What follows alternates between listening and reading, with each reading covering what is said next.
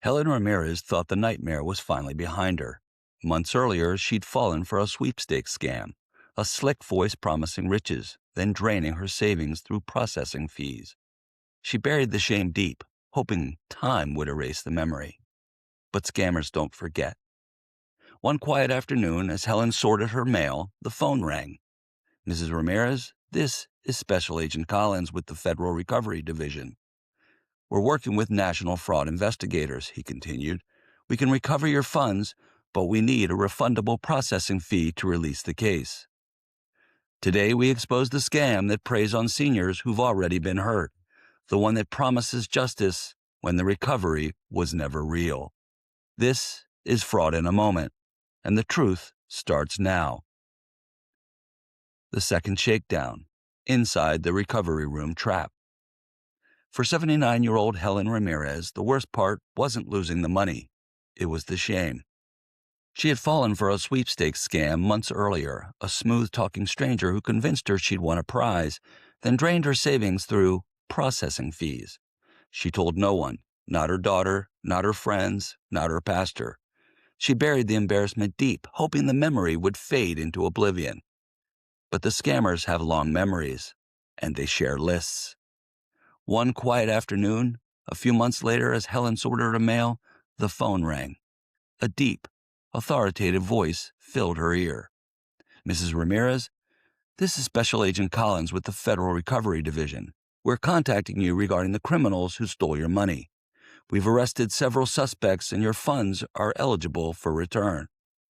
Helen froze. Someone knew. Someone had found out. But instead of embarrassment, she felt something else. Hope.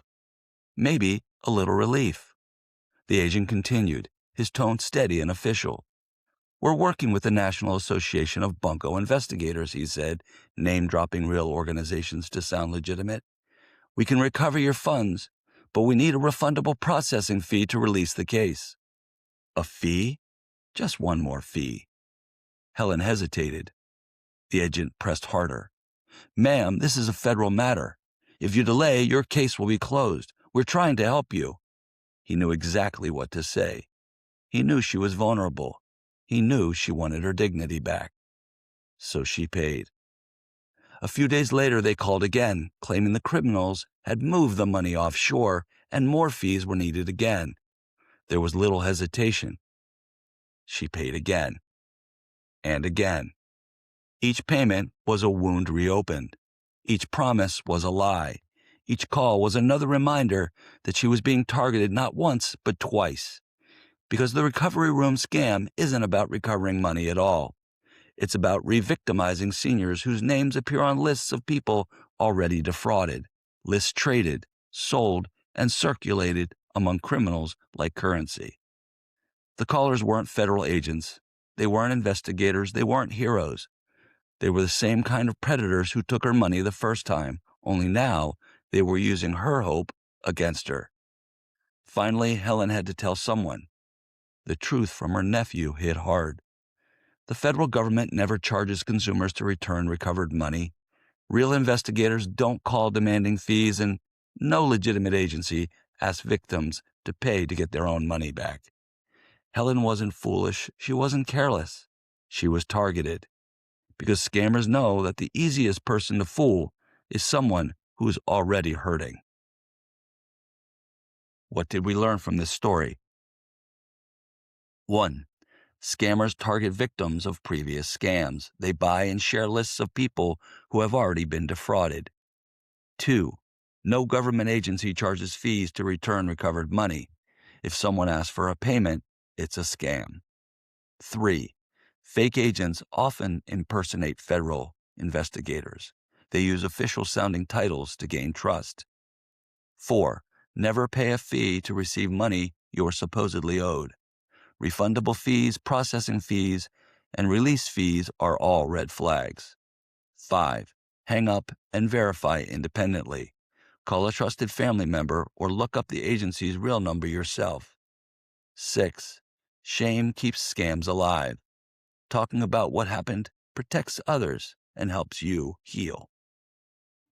Helen wasn't naive. She was grieving, not just the loss of her money, but the loss of trust in self. And scammers know that grief is fertile ground. The recovery room scam doesn't rely on clever technology or complex schemes. It relies on lists of seniors who have already been defrauded, traded, or sold among criminals like currency. It relies on impersonation, fake federal agents, fake investigators, fake case numbers. It relies on hope, the hope that maybe, just maybe, the nightmare can be undone. But here's the truth. The federal government never charges consumers to return recovered money. Real investigators don't call demanding fees, and no legitimate agency asks victims to pay to get their own money back. The next time a voice claims they can fix what another scammer broke, the next time someone promises justice for a price, the next time hope feels too easy, remember Helen's story. Hang up, talk to someone you trust, and know you deserve justice, but you should never have to pay for it. This has been Fraud in a Moment, where we expose the schemes hiding in plain sight and give you the tools to protect what's yours.